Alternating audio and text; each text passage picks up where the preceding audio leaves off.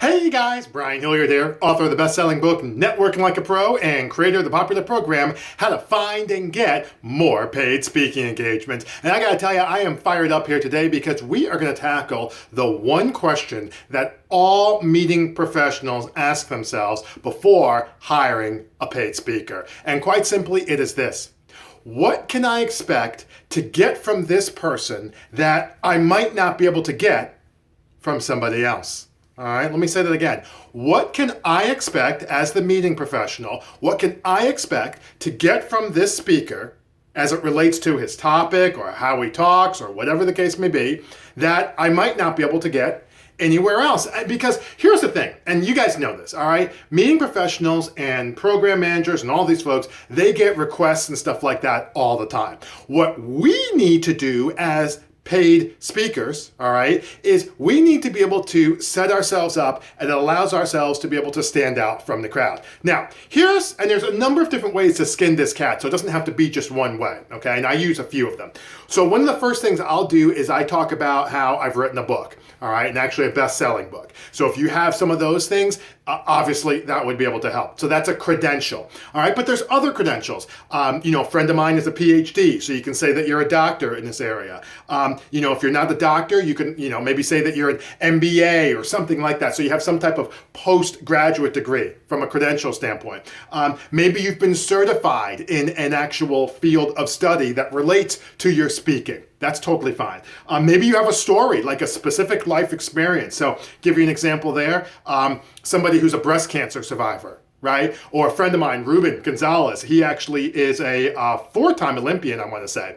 And he went bobsledding. Luge.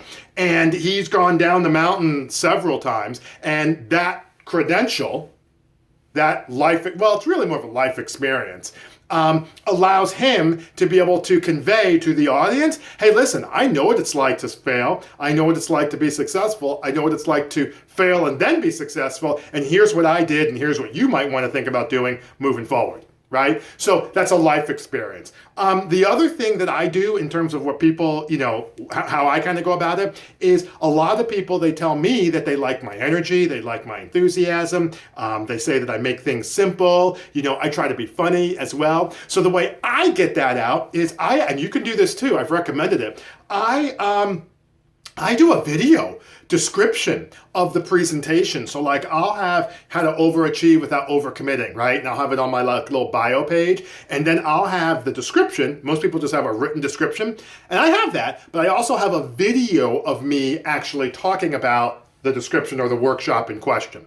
I find people look at that, and that way they can see my energy. That way they can see my enthusiasm. And that's a great way for me to get that across, okay? So think in terms of, what is it that makes me different, right? You don't have to go crazy. Maybe you have a life experience. Maybe you have some credentials. Maybe it's your presentation style. Maybe it's something I haven't even talked about.